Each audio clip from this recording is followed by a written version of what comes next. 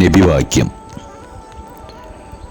അധികം ഉപയോഗിച്ചാൽ ലഹരിയുണ്ടാക്കുന്നവ അല്പം ഉപയോഗിച്ചാലും നിഷിദ്ധം തന്നെയാണ്.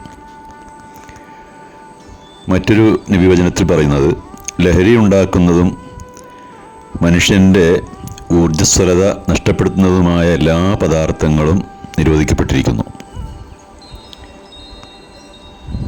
ഒരു കാലത്ത് കറുപ്പ്, കഞ്ചാവ് എന്നൊക്കെയുള്ള പേരുകൾ മാത്രമായിരുന്നു നമ്മൾ കേട്ടിരുന്നത്.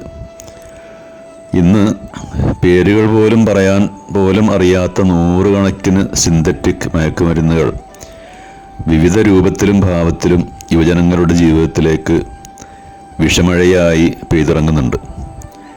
രാജ്യത്ത് ഏകദേശം 16 കോടി ആളുകൾ മദ്യം ഉപയോഗിക്കുന്നു. 6 കോടിയോളം യുവാക്കൾ ഇതര ലഹരി ഉൽപ്പന്നങ്ങളും ഉപയോഗിക്കുന്നുണ്ടെന്നാണ് കണക്കുകൾ പറയുന്നത്.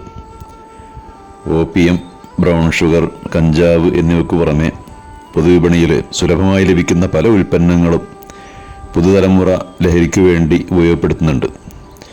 Fevikwik, Fevibond, Cutex, whitener, petrol, മണ്ണെണ്ണ, ഇതൊക്കെ പ്ലാസ്റ്റിക് പേപ്പറിലോ ടവലിലോ ഒക്കെ ആക്കി ആവശ്യാനുസരണം മണം പിടിച്ച് ലഹരി നുണയുന്നവരുമുണ്ട്.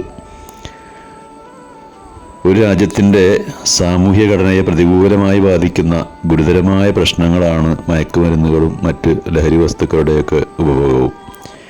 ഇത് സമൂഹത്തെ കാർന്നു തിന്നുന്നൊരു ക്യാൻസറായി വളർന്ന് പന്തലിച്ചിരിക്കുകയാണ്. വിവിധയിനം സൈക്കോ ആക്റ്റീവ് വസ്തുക്കളുടെ പതിവ് ഉപഭോഗം മനുഷ്യരെ ലഹരിക്ക് അടിമകളാക്കുന്നു. ഇത് വ്യക്തിയിൽ അസാധാരണവും സാമൂഹിക വിരുദ്ധവുമായ പെരുമാറ്റമോ മനോഭാവമോ ഉണ്ടാക്കുന്നു. ലഹരിയുടെ ഉപയോഗം വ്യക്തിയുടെ ആരോഗ്യത്തെ മാത്രമല്ല, അവരുടെ കുടുംബങ്ങളെയും സമൂഹത്തെയും തകർക്കുന്നു. ഒരു നാടിൻ്റെ വളർച്ചയ്ക്കും വികസനത്തിനും ഏറ്റവും പ്രധാനം ആരോഗ്യമുള്ള തലമുറയാണ്.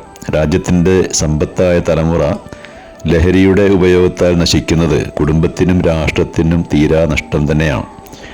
ഒരു രാജ്യത്തെ നശിപ്പിക്കാൻ ഇന്ന് ഏറ്റവും എളുപ്പകരമായ മാർഗമാണ് അവിടുത്തെ യുവജനതയെ ലഹരിക്ക് അടിമകളാക്കുക എന്നത്.